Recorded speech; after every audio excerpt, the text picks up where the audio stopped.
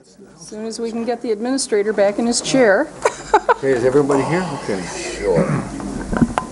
All right, I'm going to call the Wednesday, December 7th County Board meeting to order. Dr. Lathrop will give the invocation, followed by the pledge. Our dear God, we love you, and we thank you for your love for us. We're very thankful for everybody in this room, and we need everybody on this board, and you're all important, and God knows it. And remember what Romans 8:28 says, all things work together for good for those who love God. Let's believe that and act like it. Amen. Amen. I pledge allegiance to the flag of the United States of America and to the republic for which it stands, one nation, under God, indivisible, with liberty and justice for all. Roll call, Sarah, please. Klaus? Here. Crawford? Here. Johnson? Here. Michelle Kropa is excused. Lathrop? Here. Wheelock? Yes, ma'am. Max Bauer? Here. Are there any changes to the minutes of November 16th's regular board meeting? Are there any changes to the minutes of the November 16th special board meeting? Are there any changes to the minutes of the November 30th special board meeting? Hearing none, those minutes stand approved. This is our first opportunity for public comment at our regular board meeting. Sarah, please read the rules. We have some new people that entered the room for this meeting. Sure. Any person shall be permitted to address a meeting of the Board of Commissioners, which is required to be open to the public under the provision of the Michigan Open Meetings Act. Public comment shall be carried out in accordance with the following board rules and procedures. Any person wishing to address the board shall state his or her name and address. No person shall be allowed to speak more than once on the same matter, excluding time needed to answer commissioners' questions, if any. The chairperson shall control the amount of time each person shall be allowed to speak, which shall not exceed 3 minutes. The chairperson may, at his or her discretion, extend the amount of time any person is allowed to speak. Public comment will be solicited during the 2 public comment periods noted in Rule 5.4, Order of Business. However, public comment will generally be received at any time during the meeting regarding a specific topic currently under discussion by the board. Members of the public wishing to comment should raise their hand or pass a note to the clerk in order to be recognized and shall not address the board until called upon by the chairperson. Would anyone like to make public comment? Mr.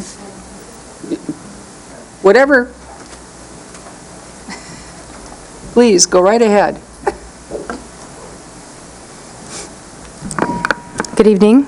Carol Crawford, County Commissioner. I reside at 4755 Springbrook Drive, Acme.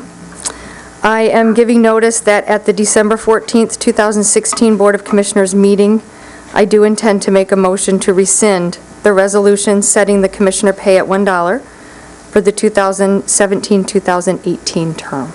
Thank you. Thank you. Anyone else? Mr. Rokas, Mr. Nelson, please step up behind him. Hi, Bill Rokas, 5018 Silver Pines Road. I'm here to speak about the elimination of the Commission on Aging Board and the reduction of the 2017 millage. Your vote to decide these issues is not my concern, but rather how and when these issues came before you. I am deeply troubled that the current Commission on Aging Board and employees have been disrespected and silent since the formation of the Quality Assessment Panel. Going from a citizens board to an administrative panel will only move forward the current administrative dictatorial style of governing.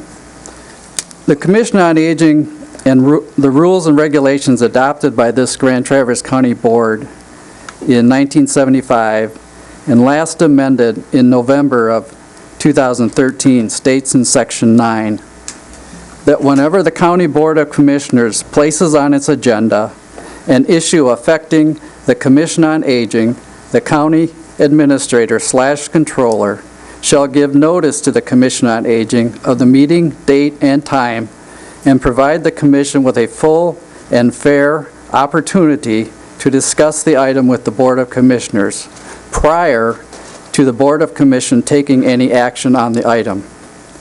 I am requesting that you table this agenda item until our Commission on Aging Board has had the opportunity to formally meet with the Board of Commissioners to explain our position on the fund balance and other issues raised by the Quality Assessment Panel.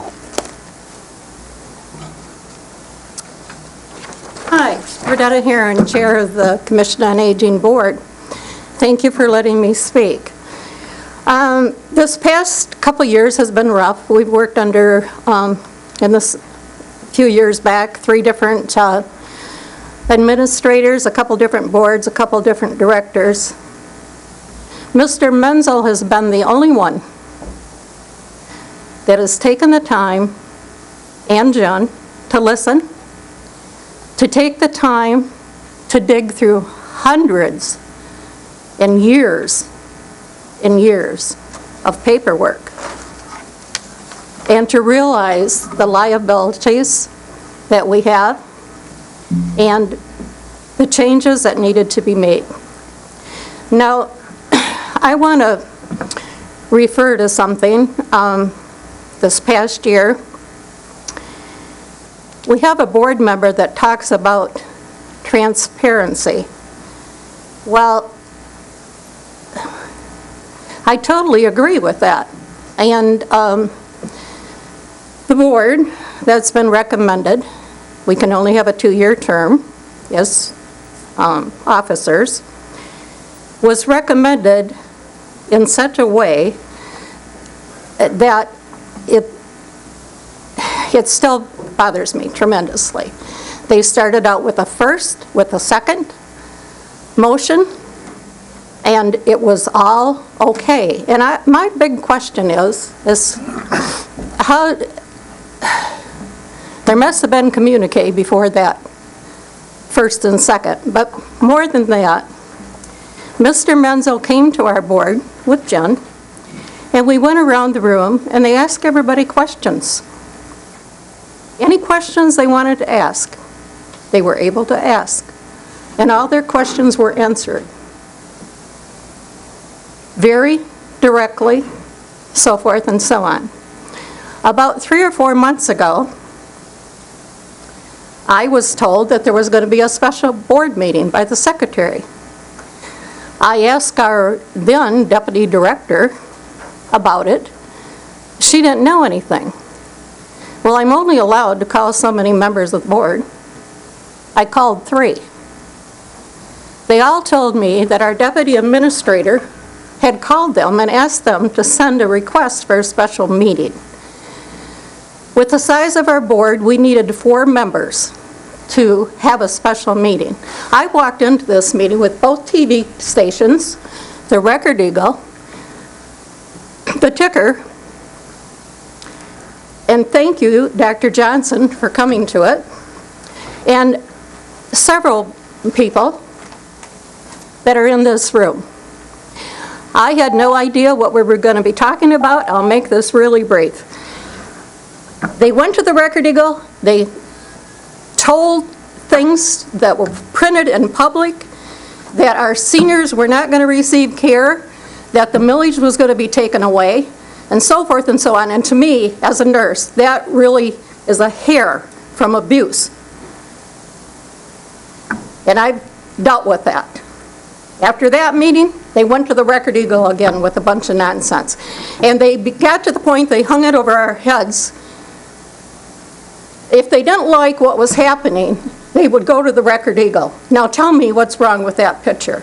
I have asked to have the board rescinded, restructured. This can't go on. These people are very vulnerable, and they listen to this, and they don't necessarily know it isn't true.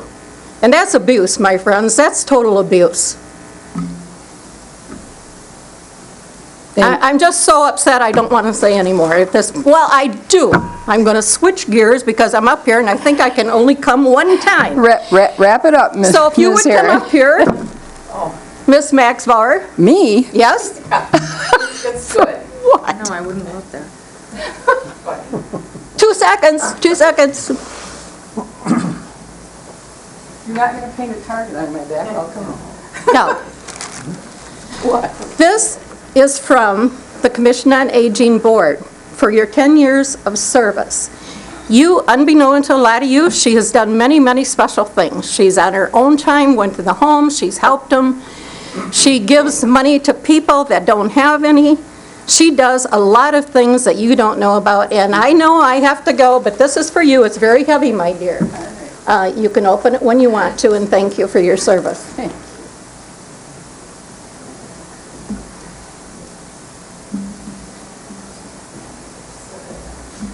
Any additional public comment?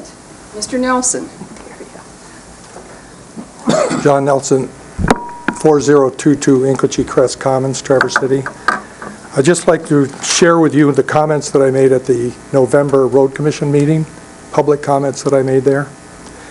I want to thank our Road Commission team, our union, non-union, administrative staff, supervisors, and our manager, Jim Cook. Also to my fellow colleagues, road commissioners. The Road Commission is financially sound, has a sustainable relationship with MERS, has worked in a respectful, honest, and professional manner with our staff to address retirement and other benefits. Perhaps most of all, the team is well on the way to realize our goal to preserve our roads.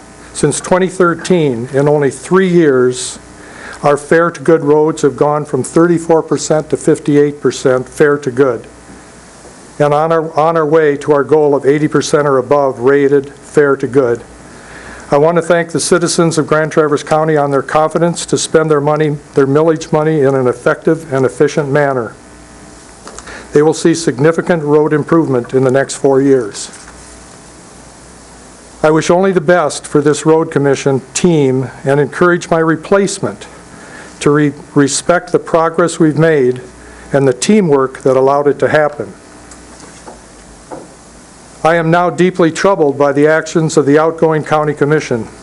The petty, personal politics of several of that board have the potential to do severe damage to the Road Commission team.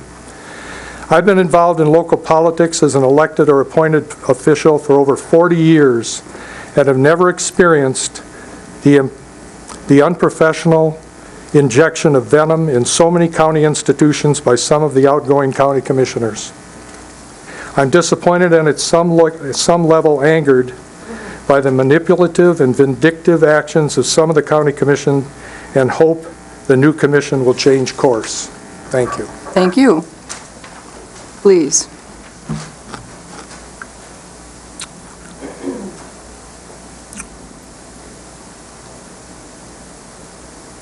Maria Makowski, 2039 East Front Street. I'm a senior citizen. I'm here to say I don't feel any money should be taken from the senior citizen account. It was voted in for that purpose, and there certainly is still a need with the senior citizens. I've been in a waiting list for probably close to 3 years. And I believe Max Bauer stated on Ticker, it's been 10 years that people have been waiting on that list. So that until everybody is taken care of on that waiting list, there definitely needs to be more help hired to take care of it. And also, there needs to be an upgrade of what the workers have to work with. The older they get, they shouldn't be shoveling snow in cold weather, regardless of age. So why don't they have snow blowers for that instead of shovels? And it's outdated what they have for leaf removal.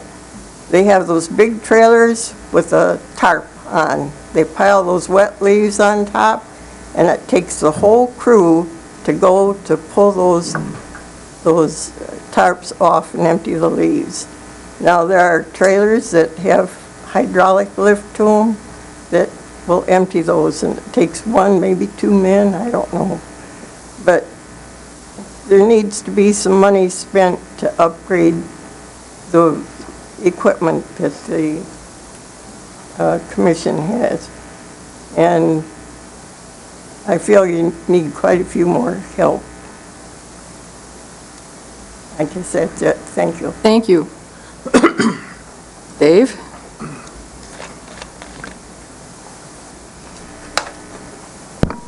Good evening, I'm David Mikowski, Executive Director of Project Cherry Tree. I reside at 1274 Driftwood Drive here in Traverse City. Today, somewhat ironically, on the 75th anniversary of Pearl Harbor, we received the best news ever that we are now officially going to be able to name the new Seebach unit after Lieutenant Colonel Demas Krall. It happened today. And it's going to the President of the United States for a signature. It'll happen sometime, we're hoping, before Christmas. So I want to thank County Administrator Menzel for introducing me and giving me an opportunity to sit with Vice Chair Dan Lathrop and get to know you, sir. It's been an honor, and we hope that if there's anything anybody, the commissioners might need addressed as it relates to Veterans Affairs, whether it be jobs, education, unilateral health care, which, as most of you know, we're fighting very hard to achieve here in northern Michigan. Education, I said that already. National cemetery that we want to build here, and also create a large funding stream, which you'll hear something about hopefully later this evening, that you will call upon us to do that. We're all self-funded, and we're making giant strides, and it's certainly wouldn't have gotten it done if it hadn't been for your endorsement and your support of what we're trying to do. Thank you all very much. Thank you. Can I make a comment? And you certainly may. Thank you. This is a big deal. It's actually going to happen now. Colonel Craw is a Medal of Honor recipient. He gave his life for our country. And it's been about a year now we've been trying, he's been a forgotten local hero. He was born here in Grand Traverse County, the only person to ever receive such an honor. There's been a lot of people working really hard at this, and it got stalled, and two people, David Mikowski of Project Cherry Tree and our own Bob Johnson, breathed life back into this and made it happen. It's incredible, and I'm sure we're going to have a big celebration to honor our hometown hero. Thank you, guys. All right. Anyone else? All right. Next on the agenda is approval of the agenda. Are there any changes, additions, deletions? Seeing none, I will entertain a motion to approve the agenda. So moved. Moved by Dr. Johnson, supported by Commissioner Klaus. Discussion? All those in favor say aye. Aye. Opposed, same. Motion carries. Consent calendar. Sarah? The purpose of the consent calendar is to expedite business by grouping non-controversial items together to be dealt with by one commission motion without discussion. Any member of the commission, staff, or the public may ask that any item on the consent calendar be removed and placed elsewhere on the agenda for full discussion. Such requests will be automatically respected. If any item is not removed from the consent calendar, the action noted, receive and file, or approval, is approved by a single commission action adopting the consent calendar. All information identified on the consent calendar can be viewed in its entirety at www.grandtraverse.org. A. Receive and file. 1. Northwest Michigan Community Action Agency minutes of September 15, 2016. 2. Northwest Michigan Community Action Agency minutes of October 20, 2016.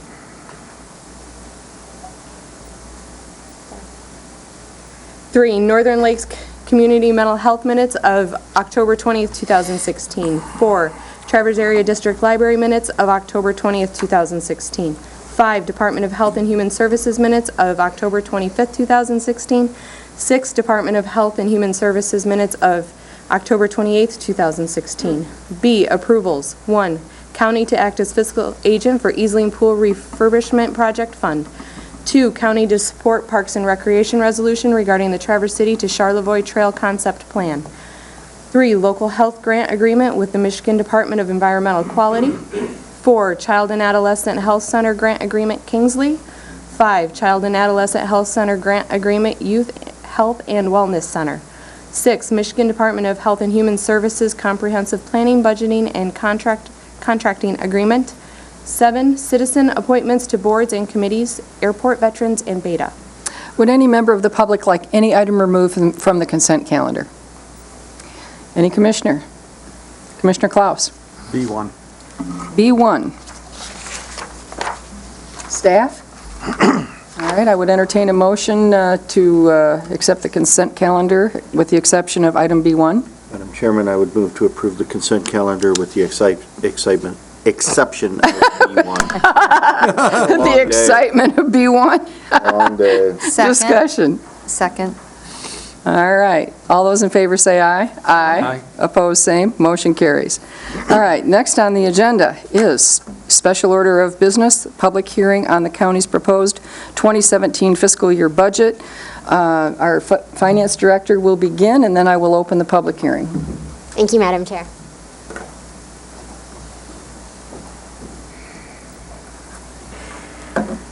Good evening again to the board and to the members of the audience. This afternoon at 4 p.m., the board held a special study session for purposes of beginning their review of the 2017 recommended budget.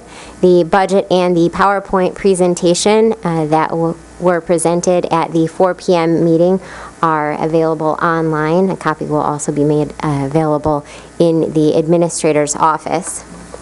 I would like to take a moment prior to the public hearing to simply walk through the budget preparation process, some of the assumptions that were made, and the document that is available. With the, I'm going to skip through this for brevity. So the budget standards and goals. So the budget process is governed by state statute. The Uniform Budget and Accounting Act gives various guidelines on timeline, who is responsible, what content must be included in the recommended and adopted budgets, use of fund balance, what it means to be a balanced budget. With the budget preparation policy, we are further governed by GFOA best practices, for instance, or else even just standard logic. So beginning first with the budget preparation process, you would use the rule of conservatism. You would look at your revenues, what is reasonably assured for receipt, and then with those available resources, begin to identify priorities and set your recommended appropriations. With the fiscal year 2017 budget process, that's exactly where we started. We looked at our revenues. Revenues for the county have remained fairly stagnant over the past even decade, but looking over the past 5 years, for instance, property tax revenues have only increased on average 1% per year. In addition, as noted in the transmittal letter that is included in the recommended budget document, although we did have an expiring TIF, which would increase property tax revenue, in the review of those revenue line items and following the rule of conservatism, delinquent taxes had not been included as a line item, or else with AS 400 I couldn't figure out how to add a contra revenue, so those were set to be consistent with prior years.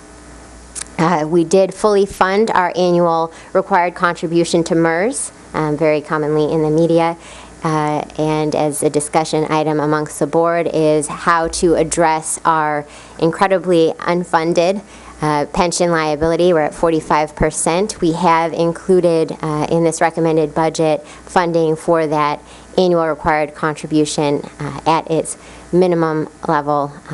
MERS, as well as best practice, would always encourage additional funding whenever possible. We have included additional funding for our OPEB, so very similar to the pension liability. We have retiree health care obligations to both our former and current employees that have been promised that benefit. That is a liability that the county must recognize for the first time on the front of its financial statements. It has always been there, but in the back of the financial statements, as soon as we begin funding, or pre-funding is what it's called, that OPEB liability, we will be able to benefit from a reduction in that long-term liability. So the more money we put aside for it, the more money we have in the long term. We have included in the fiscal year 17 contractual obligations for the Sheriff's Department, and those are reflected in the departmental budgets shown. We have reviewed dedicated fund balances in each of the funds. The law requires that we must adopt a budget for the general fund as well as each special revenue fund. So fund balance has been reviewed for the current fund balance policy, which states that 15% of unrestricted fund balance must be set aside as a fund balance reserve. We have included an amount consistent with fiscal year 16 for investment in necessary infrastructure. That would be both for IT as well as capital investments in our buildings and facilities. We have made every endeavor to limit any impact on our ongoing services to the community. We have not included any use of general fund balance in fiscal year 16. There had been $500,000 use of fund balance to balance the fiscal year 16 budget. We were able to present this recommended budget without any use of fund balance. And so the budget presented before the board, as recommended by administration this afternoon, is balanced. The document itself, I'll hold it up, will not be bound, but is available online. And in it, you will have a transmittal letter. So for those that prefer to read words instead of numbers, a transmittal letter of those high-level items that we thought were pertinent, that give a snapshot of where we are, the issues that we're facing, the methodology that we took, any major items for the general fund revenue and expenditure projections. Then there's a summary by fund, which also acts as the table of contents. Sorry, the letters are really small. Put on your glasses, but we wanted to make sure that it fit on one page for easy viewing. Next, you will find each fund by department going forward. So again, as shown in the table of contents, we've tried to lay it out in a format that would highlight that higher level of information. So as you're reviewing, you can look easily across departments, and those changes that were either made from the requested to recommended budget, as well as those changes from the recommended budget to fiscal year 16. So you can see whether from the adopted budget we're currently operating under to what has been proposed for the coming year, whether there have been any increases or decreases. With that, I would like to commend the department heads and the staff for their efforts in the general fund alone, looking at those departments that have decreased their annual budgets. They total approximately $1.7 million going towards that bottom line to offset increasing costs in other departments. So they've done tremendous work in the review, again, with the rule of conservatism, starting and looking at what we have available to spend. We did also find that the department heads and the staff really did keep in mind the financial issues that we're facing and kept their requests appropriate, if not conservative. So with that, I would again say that it's available online, and I'll turn it back over to the board. All right. With that, I will open the public hearing. Would anyone like to speak regarding the Grand Traverse County 2017 budget? Seeing no one, going once, twice, I will close the public hearing. All right. Next on the agenda is items removed from the consent calendar. The excitable item of B1, Commissioner Klaus. The only reason I brought it up is $650,000 is what the Friends of Eastling Pool are hoping to raise. Does that include maintenance, or the maintenance that building's going to need, or is that just the pool? For instance, are you asking, like, for instance, is that the Dectron? Right, is that they're repairing the roof? I mean, there's $400,000 worth of repairs to the building, and I'd hate to see some organization putting $650,000 out there for a new pool. When the and roof then we falls can't- in, yes. The county can't afford The roof. to maintain the building that it's in. That's just my question. Would you like us to address that? Sure. Please, Okay. have hello. at it. Hello, good evening, Commissioners and Administration. I'm Chris Erickson, Director of Grand Traverse County Parks and Recreation. John Roth is here with me. He's the President of the Parks and Recreation Commission. Commissioner Klaus, I would like to draw your attention to the fact that this is pending a budget being passed. And I know that our Director of Finance did mention that there is money being set aside for improvements and maintenance for our infrastructure and for our buildings this year. I'm not sure whether the roof is going to be a priority. It sort of sounded like it from the conversation that I heard before. However, the amount is $625,000, and it's for complete refurbishment of the pool, mechanicals, and a new pool liner. It does not include the roof. I am not certain how that money would come about. I imagine it would be a capital improvement for the roof. But I understand the dichotomy of this. If the roof's falling in, why are we spending money to, Fix the pool. fix the pool? Like, if your roof is falling in on your house, why are you going to remodel? Why are you putting in buy new wood floors? furniture? Yes. Yeah. So, again, it's pending a 2017 budget being passed, the county becoming fiscal agent for this fundraising project. So in answer to your question, what I'm hearing is, because I mean, there was. I did not hear that the roof is a priority of the CIP, did I? Or did I? One of the things we'll be doing is through those facility reviews, be evaluating the needs within the organization, and that could be based on a number of factors of health and safety, hazards and liability, and so we'll be prioritizing those requests. Okay. And we also have given this project 2 years. Their fundraising is going to take place over 2 to 3 years. I think we'll know more about the roof and the prioritization and the needs of the building then.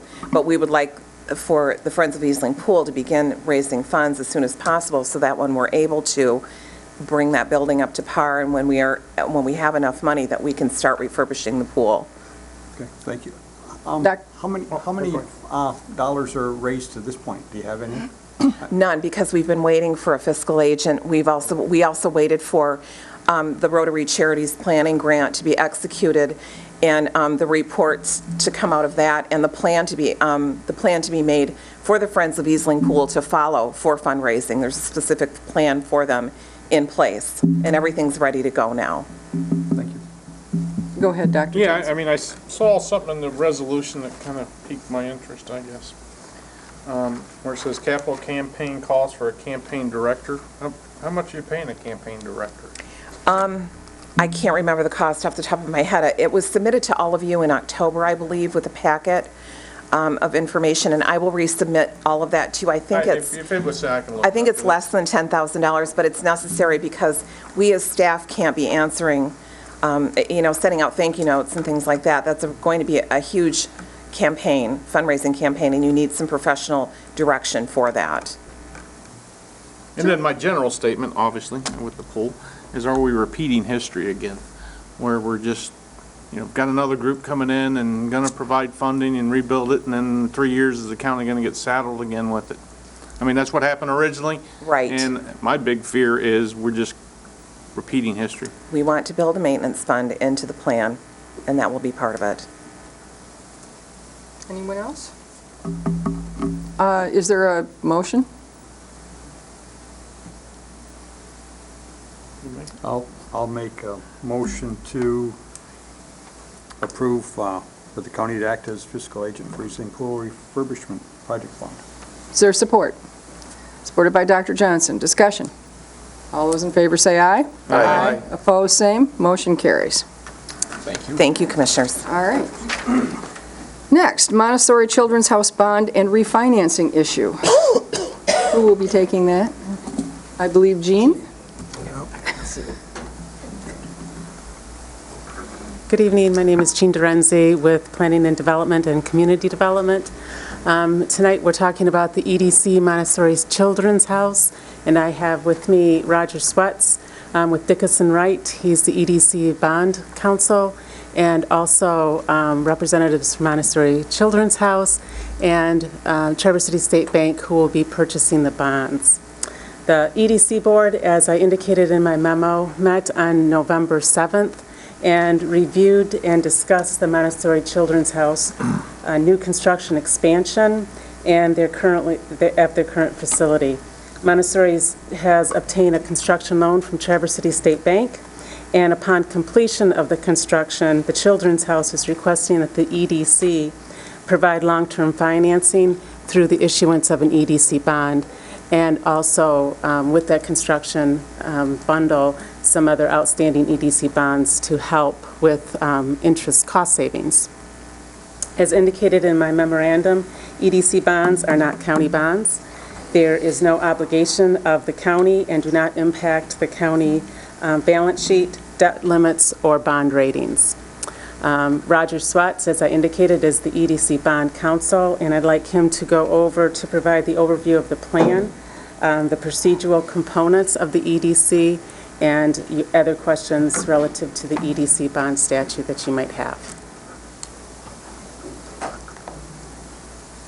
Good evening.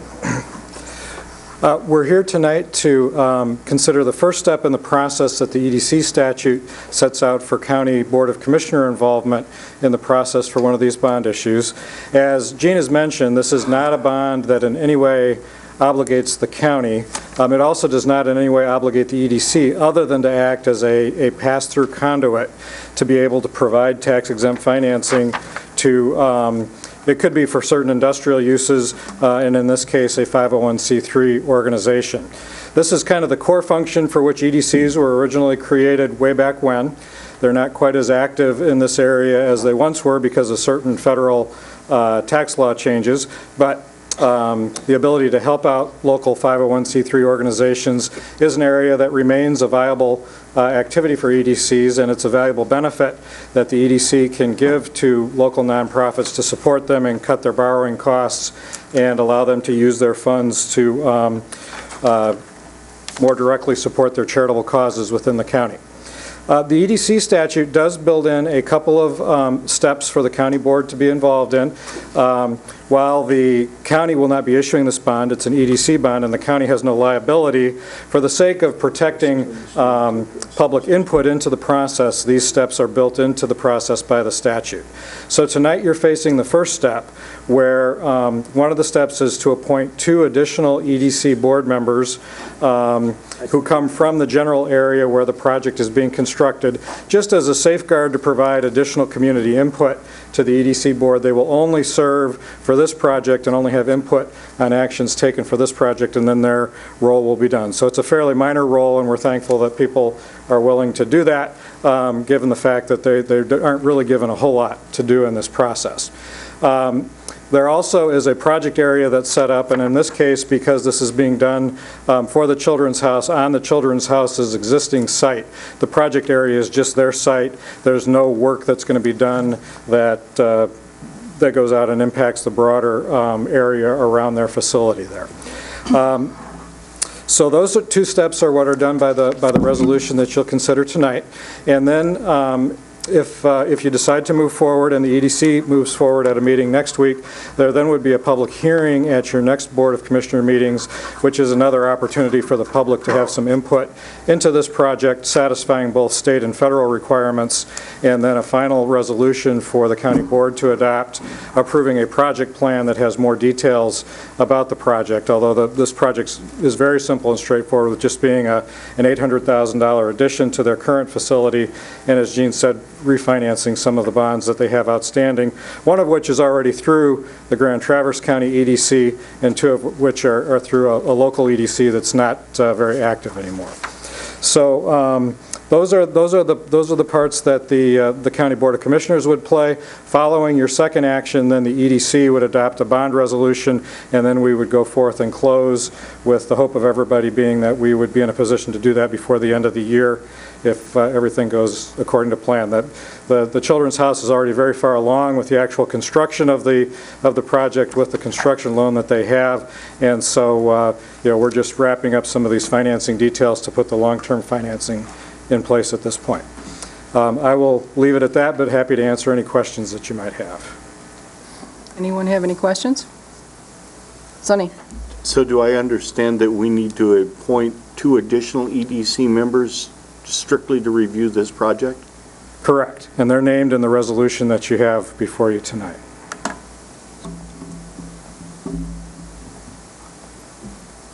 Is there a motion? Madam Chairman, I would move to approve the EDC resolution in regard to the EDC bond sale for Montessori Children's School. Is there support? Support. Discussion?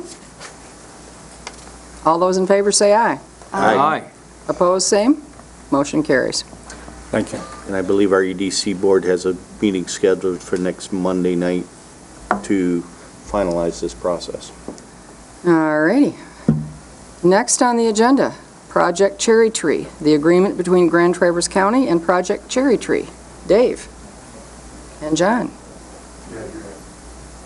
I'm just window dressing.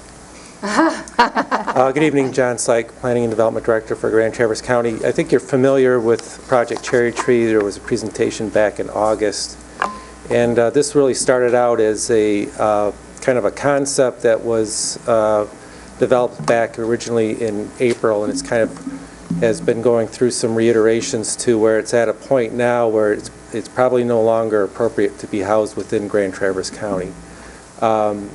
Dave Mikowski was retained by the county to kind of work on some economic development projects. This is one project he's been working on for since its inception, and so where we're at right now is that there was a grant that was received from the Grand Traverse Band of Ottawa Chippewa Indians back at the end of the summer for $50,000, and then there was 2 donations that were made totaling $6,000. That money was used for some of the activities and meetings and so forth that were in terms of moving Project Cherry Tree in terms of solidifying its concept.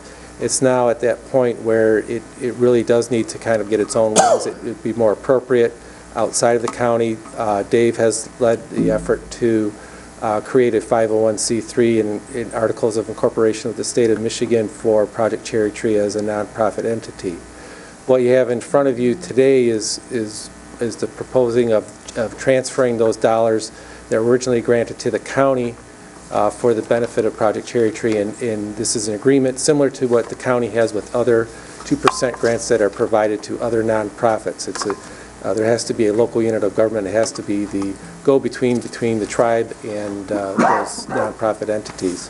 So what you're being presented here is an agreement between Grand Traverse County and Project Cherry Tree as a nonprofit to transfer those dollars to the new nonprofit. All right. I will move that Grand Traverse County enter into an agreement with Project Cherry Tree and transfer the remainder of the grant funding and donated funds as of December 7th, 2016, as determined by the Grand Traverse County Finance Director and Department to Project Cherry Tree. Is there support? Support. Supported by Commissioner Crawford. Discussion? Commissioner Wheelock. Well, I have a number of problems with this. Number one, I believe that this project should remain under our Veterans Department, where the county is involved in it. I don't see any reason that we are creating a separate entity. You know, we talk about trying to eliminate silos where each department works independently, but here we're creating another one. This is a veterans benefit program that's, you know, being pushed by the county. Why is it the county thinks someone else needs to operate it and run it? I don't understand that. That's the first thing. I really believe that the money could just go to the Veterans Department. If we're worried about what fund it's in, the county treasurer can create a trust and agency account specifically for those dollars, no different than she does for tracking the revenue from the Veterans Millage Fund. It's a separate account. It just gets tracked that way separately. The second thing, which probably isn't any surprise to anybody, is I don't support any of the way the Grand Traverse Band distributes money to any of the nonprofits.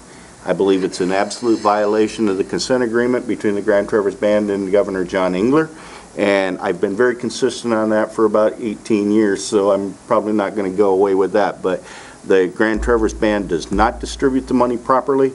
The consent agreement is very specific at how monies have to be paid back to the counties. It does not say anything about it going to nonprofit organizations. Dr. Johnson? Yeah, I mean, first of all, Chuck's department doesn't have time to do this, nor do they have the expertise, and this is not a slam or anything. They don't have the expertise or the amount of talent that's on this board to get a lot of this stuff done. I hear a lot of, well, it's a veteran issue, so why doesn't it go through the county? Well, not everything has to go through it. Our American Legion, we don't go through the county Veterans Office to do anything hardly. We do cooperate with them a lot on if someone needs assistance and that kind of thing. So this, to me, it's kind of like comparing apples to oranges, where this board, and it's not a county board, it's a, becoming a 501c3. It is basically set up with people within the community to help bring more veteran services here. I mean, if Chuck had the time and was able to get this done, I would say help, but the other part of it is just time. I mean, it takes so long to get anything done within the government, where if you have something else like this, an entity that can actually move a little faster, it helps a lot. So, and by all means, you guys could also answer as to why. Well, I would just, maybe I could explain it, Commissioner Wheelock. This was a project that when I brought David in at $1 a month to really help on some economic development issues, this is how it started, and it never was generated or started through the veterans. It had nothing to do with them. So it was totally separate through economic development, and it kind of developed a life on its own due to David and John's efforts, who really have moved this down the court rapidly. Timing was perfect in the sense that there are major changes going in the Veterans Affairs due to a RAND study. But we didn't take anything away from our veterans. They never had anything to do with it in the first place. But wanting to be collaborative, as we got farther down the road, we informed them and asked Chuck to come to the meetings and things like that. But it never was an integral part of the veterans. It was a separate entity. And we felt because it's growing in so many areas that it would be best to move it outside for transparency. And then, Chuck's certainly got a big job to do over there, and now he's got more funds to do it with. But this was kind of separate. Certainly they'll keep them informed, collaborative, work with them, but it never really was taken away or part of our county veterans in the first place. So that maybe wasn't made clear, but that's the case. And I don't know, Dave or John want to build on that at all. If I could just kind of give some perspective on it. This where Chuck Lurchin's office and the other veteran service offices and around in the other counties are really providing on-the-ground services. This is really looking at things at probably about a 30 or 40,000 foot level. It's really where those operations are really just following whatever is the requirements of the U.S. Department of Veterans Affairs. This effort is really trying to address some much broader and bigger issues that really aren't going to be able to be accomplished by those offices. This is really this group now that is kind of expanded. There's about 50 representatives from different organizations around a region. It's now grown way beyond Grand Traverse County and is looking at a 25-county region. And its intent is to try to change it, and really building on where there's already been discussions in Washington, D.C. at the VA for the ability for community hospitals or hospitals that are in the region that can provide service to veterans versus having to travel to points down to Saginaw or farther to Detroit or Ann Arbor. That's really been the main crux of it, and there's been some other added areas such as housing and education and jobs, but these are higher level types of efforts, and it's an advocacy role that really is not really appropriate for the county to be involved in. The interest level is at a point now where it does need to kind of be out on its own and in that type of environment. The thing that I might just add in that the RAND study, which is a 309-page document, Commission on Care, and the veterans for the first time in 75 years is looking at a new way of delivering services. At our county level, that's way down. What we've tried, or what they've tried to do, and Commissioner Johnson is chair of that committee, we've tried to present an alpha beta test site model for them that they could emulate nationally, but we would want to be the first ones there. And we were the first ones out of the box to present it to them. So it's a very different thing than local implementation in Benzie and Grand Traverse. This is really something that's building into a model that could be used nationally, but we want to be the first one to actually test it here and get the funds in. And I tell you that Dave and John, quite candidly, and Commissioner Johnson have just done a marvelous job opening doors, getting us to high levels that I never thought we could get into. And we're really making a lot of progress on that. And so that's why we thought we'd separate it, and we've just decided that seemed to be a good, prudent approach to take. But we certainly want to make sure all of the things that are done, the county veterans would be aware of and be a partner of and benefit from as well. So that's Dr. Johnson, then Dr. Lathrop. Yeah, I want to make sure, I guess, my previous statement about Chuck not being able to do this, I meant more in the time frame. They're at 30 days plus, I think, for when you call to get an appointment in there, and he's needed in the office. The hope is with this millage that he can actually get out in the community and tell the veterans what services they qualify for.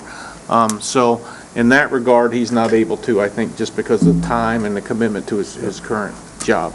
I think the other part of it is again, the powerhouse that's on this committee has been able to open doors and to go knock on doors in D.C. that may have taken a long time to go through a conventional route. So that's kind of this group really wants to move as fast as we can because I think all of us agree we don't like the speed that government works.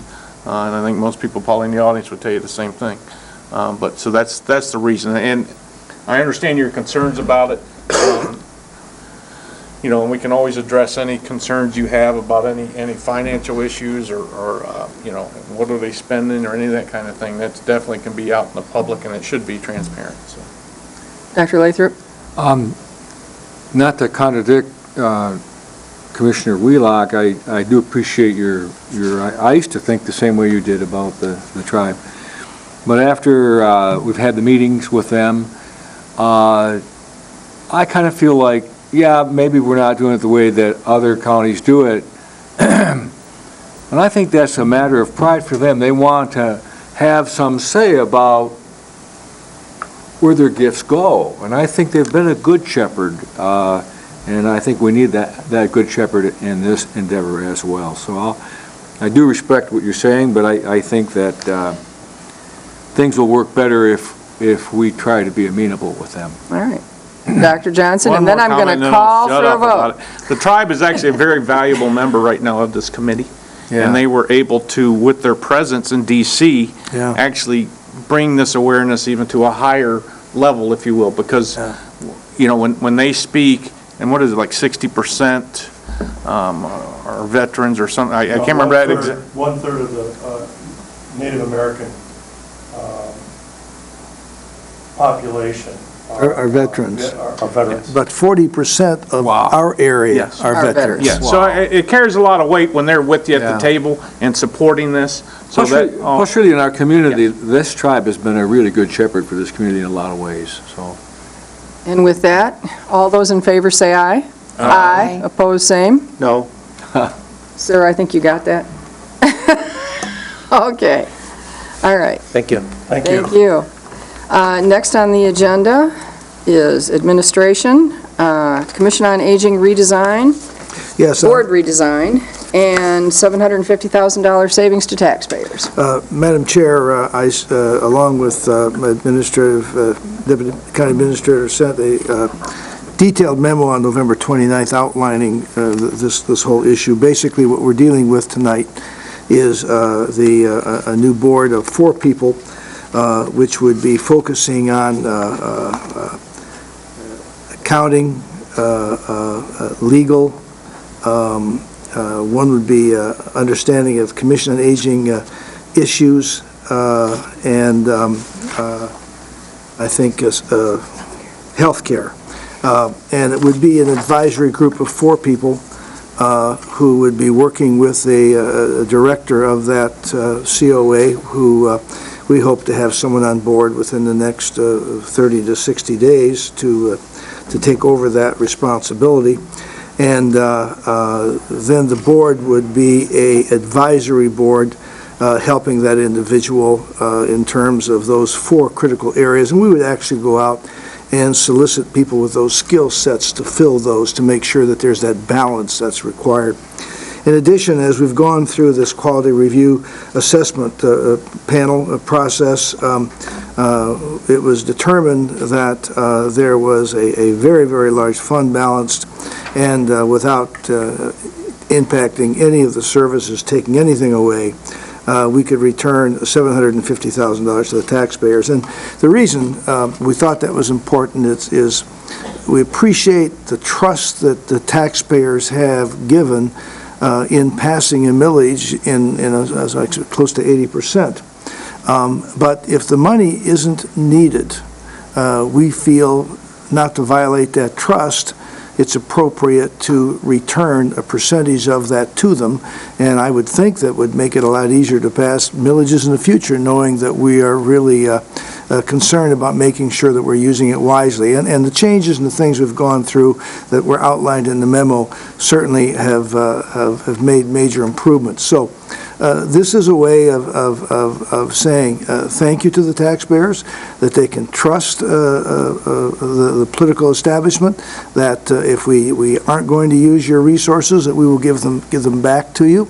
And I believe this, if passed, will be the first time this county has ever done anything like this in its history. All right, I will move to approve the resolution to redesign the COA board as proposed by administration and roll back the millage rate to save taxpayers approximately $750,000 in 2018. Is there support? Support. Supported by Commissioner Klaus. Discussion. Commissioner Wheelock. The idea of redesigning the board bothers me less than the idea of giving back the money. I think the taxpayers of this community voted that funding in good faith, that the county was providing services to our seniors. You know, I've had multitudes of discussions over the years about whether or not we were providing all of the services we could, or whether there was a better way to do that. I'm discouraged by the fact that supposedly we have money that we haven't spent, but yet there are still wait lists. And one of the other concerns is when I talk to seniors, at least in my community, there are still some unmet needs. You know, I spoke with a lady the other day that, you know, she really is trying to find a handyman to do a couple things around their home. You know, her husband is no longer able to do the work. She needs someone to put up some grab rails and different things.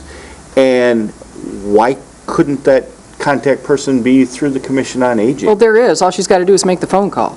I don't know. She said that she's called the Commission on Aging and she's been told they don't provide those kind of services. They install grab bars every day. All I know is what the lady tells me. Well, so, you know, I'm just saying I'm letting you know. I want to make sure that we are meeting all of the needs of the seniors that we have. You know, this community has stepped up and supported their seniors by overwhelming votes without question, and I think what that tells you is they want to make sure that the needs of this community, of the seniors, are being met. Would you feel better if we address this in 2 separate motions? I would probably feel better. And I'm hearing but nods. the other thing about that is, we do not have to set the millage rate for the next collection of Commission on Aging millage until I believe it's September. I don't know why we're in a big rush to set that today. Let's look at making sure that we meet the needs of the wait list, and make sure that we're meeting all of the needs of the seniors that want services, and then let's see where we're at with money. Why do we have to set that millage rate today and commit to refund that money? I will withdraw my motion. Commissioner Klaus, will you withdraw your support? I will. In that case, I will move to approve the attached resolution to redesign the COA board as proposed by administration. Is there support? Discussion. All those in favor say aye. Aye. Opposed? Motion carries. All right. I am going to still propose that we roll back the millage to save taxpayers approximately $750,000 in 2018 as proposed. Is there support? Supported by Dr. Johnson. I'm going to ask... Commissioner Crawford has her hand up, and then I'll go with you, Commissioner Wheelock. Thank you. I think the taxpayers overwhelmingly voted for the millage, overwhelmingly gave us the message that they want our seniors to be well cared for. I see no reason why we can't expand services, eliminate the wait list. Please take care of absolutely everybody that needs it before trying to give money back. The taxpayers know this money is for the seniors, to help them stay in their homes longer. And I think that if it passed with like an 80%, people wanted it passed, they want that money to go to the seniors. And I think that it should, absolutely. And I think that it actually doesn't show good faith that we're just giving it back and saying, well, we don't really need it. They do need it. There are lots of services that we could be providing. And I just think that we should let the year go a little bit longer before we decide that we've provided all the services we can and there's still money left. Commissioner Wheelock, before I call upon you, Jen, would you address the wait list issue, Certainly. please? This was an issue that came up through the Quality Assessment Panel, and we have reduced those emergency services like respite services that are needed and necessary in order for a caretaker to have relief for providing care. We've been working with a contracted agency to provide those services when we're not able to. We do have a small wait list for the homemaker aide, which is someone who comes in and assists a senior citizen with cleaning. We've been working on filling 2 positions that will go ahead and take care of that. As to the home chore, there is a voucher program that's available for lawn and snow services if our staff is not able to get to that.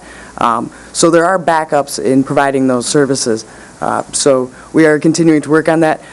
We've been sitting on, the COA has been sitting on $1.3 million in fund balance since 2013. It's projected to grow over to $1.6 million this year. I don't believe that with the amount of need that we're currently seeing, that we could even spend that amount of money within this year. As it continues to grow, there will still be over an $800,000 fund balance at the end of this year that we will be able to continue to use. One of the things I've been really impressed with is staff's willingness to think outside of the box. They have a lot of ideas about things that they can do that are needs in the community, but I don't believe that these resources as one-time resources, because that's all they would be able to provide any sort of ongoing long-term services. What we will be looking at them to do is things like investment in technology. That's one of the big things that the COA needs, is they're very paper-driven, and we still will have the funds available to do that. Okay. Commissioner Wheelock, before I take a roll call, would you like to comment? I just want to, before we commit to send money back, I want to make sure that we've met the needs of all the seniors that we have, and make sure that we've investigated if there are other services out there that are needed that we may or may not be meeting their needs. And because of the fact that I don't have to set this millage rate till September, I don't understand why we're passing this millage tonight, or this motion tonight. Okay, with that, Dr. Johnson? I got some lady wants to speak. Yeah, Oh, Shirley, I'll call you in just a minute. the voters voted for this, but I think if they realized how big of a fund balance they had, I think they would have probably questioned it. I don't think they'd have voted it. I don't think it would have been supported at those rates. The fact that they've had this long of a fund balance for this many years tells you that they can't spend it, they're not set up or organized enough to figure out what to do with it. I think the responsible thing to do is to review this and say, look, if we don't need the funds right now, let's return them to the taxpayer. Just because the taxpayer gave us the money doesn't mean that we'll just go blow it on whatever we need to. You still have to be responsible with those dollars. I support this. I think we need to make sure that we're doing the due diligence on this. Dr. Lathrop, and then Shirley, please come up to the microphone. Well, I trust my staff, and I know that Jen has done a lot of, and they've done a lot of work on this, and of course, the panel is advising this as well. So, looks like we can and do and will provide great services for our seniors. I worry about if we don't give it back, that in the future, because this is going to get out and is out to the public already, that we have this big fund balance, and that they might say no to other millages or renewal of millages. Okay. The other thing is,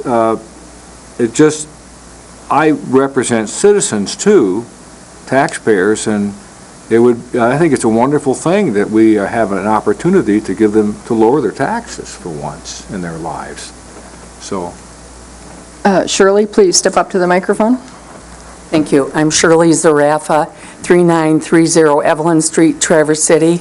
I serve on the Commission on Aging, and I am also a client from the Commission on Aging. First of all, thank you, people, for all the work you've been doing down at the Commission on Aging. But I'm really happy that you separated these two things tonight that you were just discussing. Because the first one I fully approve of, the 4 members instead of the big group and all of that. But the second one, I have been a client for maybe 8 or 10 years.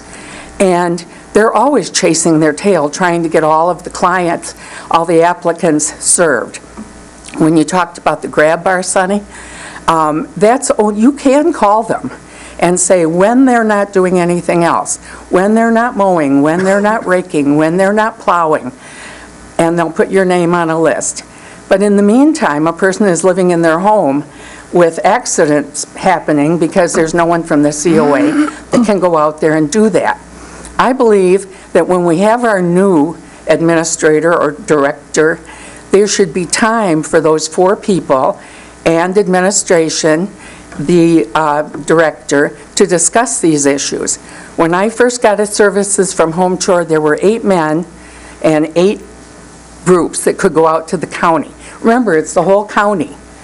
And now there are 5. 5 men are trying to do the same job, and the list is growing.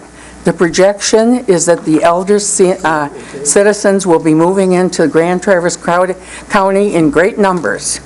So I would like to see you wait on this decision until we have appointed our new staff, our new 4 members, and let them have an opportunity to look over how they're going to spend that fund balance. Thank you. Thank you. Anyone else? All right. One last thing. Certainly. Let me not, and I've complained about the fund balance and the levels and a number of departments over the years. Let us not forget, part of the reason that at least a portion of this fund balance was there was for the Commission on Aging, in the event that the millage was not renewed, that they would have opportunity to get to another election cycle in order to possibly go back to the people and ask again. That's why that fund balance was higher than normal. All right. And with that, I will ask Sarah to please call the roll. A roll call vote, please. Crawford? No. Johnson? Yes. Lathrop? Yes. Wheelock? No. Klaus? Yes. Max Bauer? Yes, motion carries. Next on the agenda, allow dedicated millages from TIF 2 to be utilized for intended purpose. Mr. Menzel. Yes, Madam Chair, there were 3 millages recently passed in the November election. One was veterans, one was COA, and one was seniors.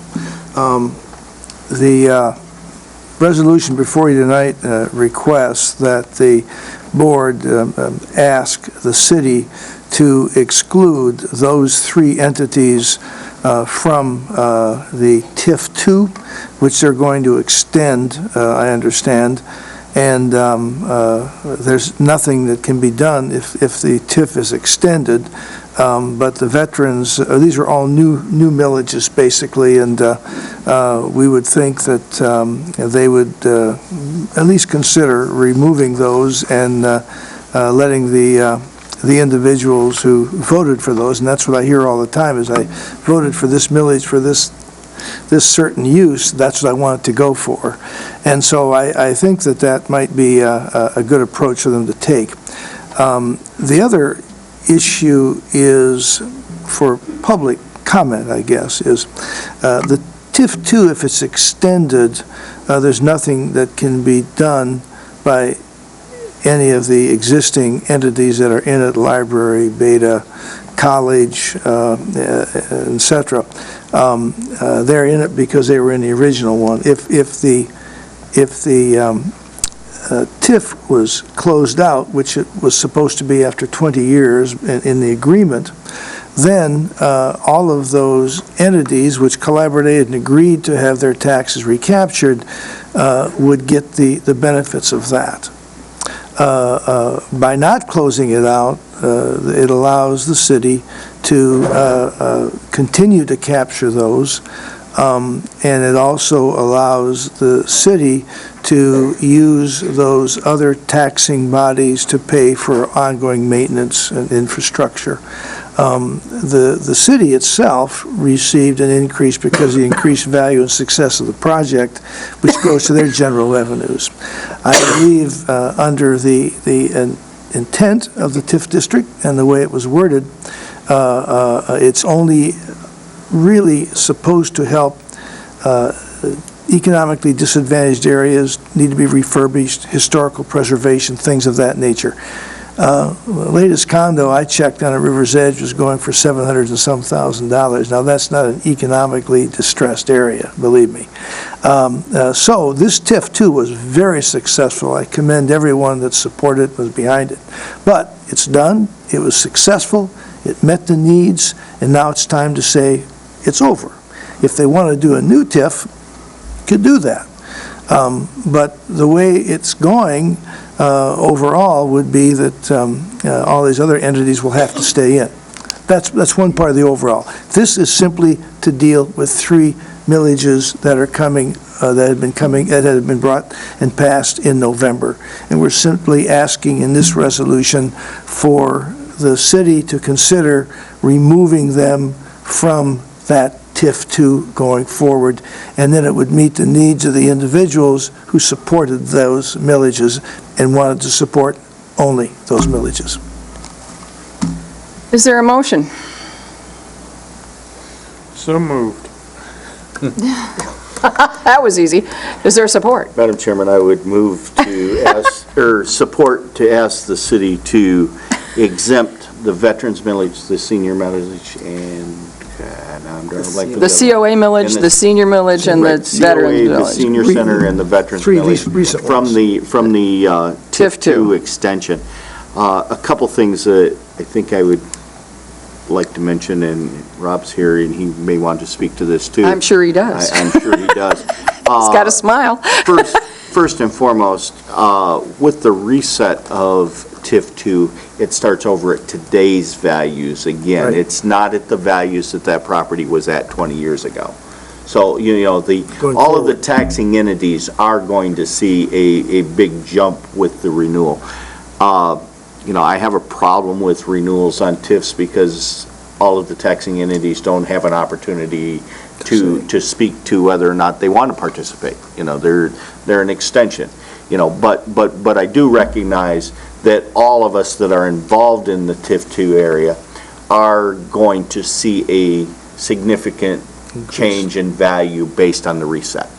I do believe that when TIF 2 extension started discussions months ago, you know, probably a year and a half ago actually, I don't believe that these 3 millages were even considered in their projected revenue. So I personally would hope that the city would consider our request and grant that these 3 are exempted, because I don't think they were never considered as part of their revenue stream in the first place, and I do recognize that all of the taxing entities are going to get a significant change with the reset.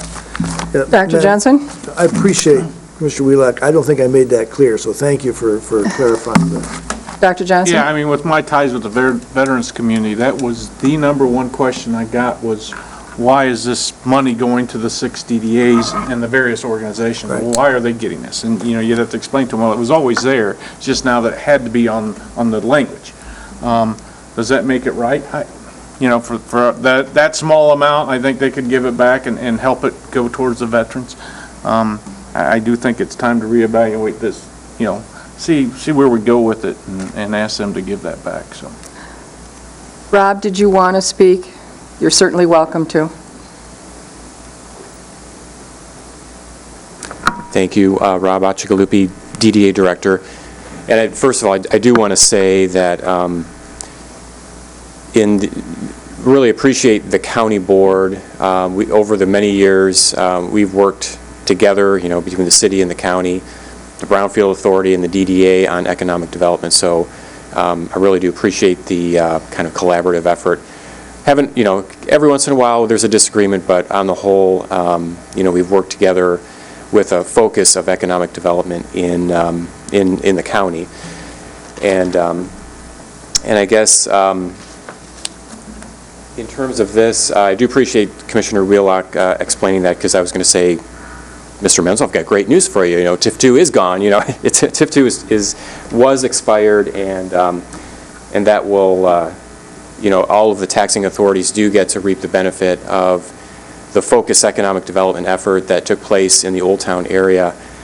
That area is now producing, is generating $1.2 million worth of taxes going to, you know, the county, the city, all the other taxing authorities, the veterans. You know, they're all getting a tremendous amount of revenue right now because of again, the focused effort on economic development. And really, with this plan, what we want to do is we want to continue that focused effort of economic development for the future. This is a critical part of the county.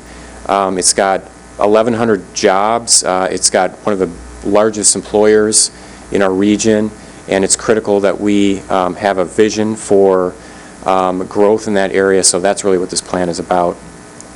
I think there was already board recognition that the dollar amounts that we're talking about are pretty minimal, and you know, I certainly won't argue with that. They're also pretty minimal on the side of the taxing entities, OSA and veterans. I mean, we're talking about under for a couple of them under $10,000 over the life of the millage. So it's not a lot of money, but anyway, I do appreciate the clarification on the fact that this is not a renewal. It is a new plan, and would start from 2016.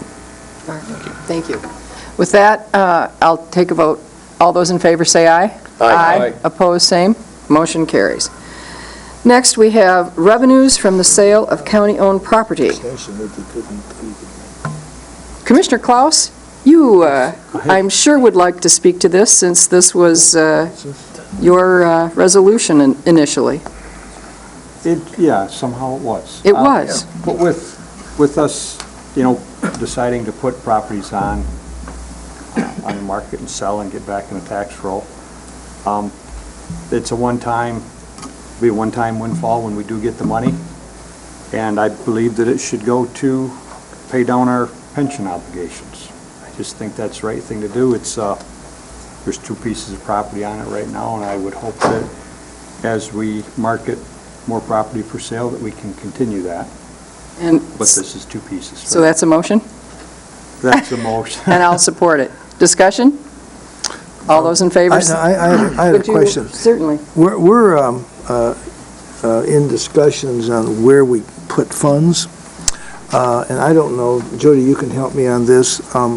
We're looking at setting up 2 irrevocable trusts, one for op-ed, one for pensions, to kind of protect the assets, yet in an irrevocable trust, they are dedicated to, you know, paying off pensions, paying off the other, which meets the needs of MERS having dedicated funds, but we don't have to turn it over, you know.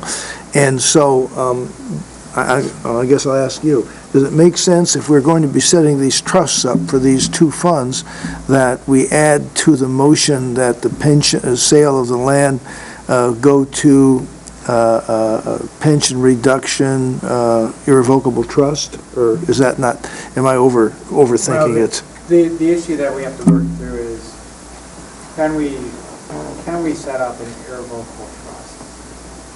we need to look at the law on that. We need to look at what other counties are doing with that.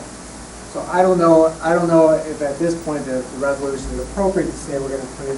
Okay, then I just, forget it. That wasn't the motion. The motion was Yeah, I to just- put it towards unfunded pension Then I'll liability. just forget I said it. I just wanted to make sure we're doing it, I wanted to make sure we're doing it the right way, Yeah. and we've had The those motion was discussions. simply to, if we That's it. sell a piece of That's property, fine. make sure the money goes to Where it's unfunded pension designated. liability. That's fine. Yeah, I was Dr. going to say, Johnson. it doesn't say MERS No. specifically in there, so. No, You know, so- by virtue of that not being in there, that does leave you some leeway. I may have been overthinking that a little bit. It's been a long If it night. said MERS, I wouldn't be voting for it. All right. But I'm okay with the idea of setting aside money, or earmarking money, if you will, or potential revenues for a specific purpose. I don't have any problem with that whatsoever. You know, if you were telling me that you were going to turn the money over to MERS next week, that'd be a completely different discussion. Yeah. But to earmark money to take care of a liability, I have no problem. All right. All those in favor say aye. Aye. Opposed, same. Motion carries. This is our second opportunity for public comment. Well, and, yes, you don't have to be quick. Oh, thank you. John Roth, Parks and Recreation President again. Wanted to hit Commissioner Klaus up. Want to make clear that the Friends of Easling Pool, the reason there's no money there yet is they didn't have a place to put it. I don't want to make it sound like they weren't trying, or they're getting their ducks in the row. They were waiting for that spot. So once we got a place they could put it, it's coming. I don't want to throw them under the bus, because they're definitely trying. They found that the federal regs and rules for setting up just very, very difficult to do. So that's why they asked the county with that. And I just wanted to make sure we were clear on that, Commissioner. Thank you. Would you, please, feel free.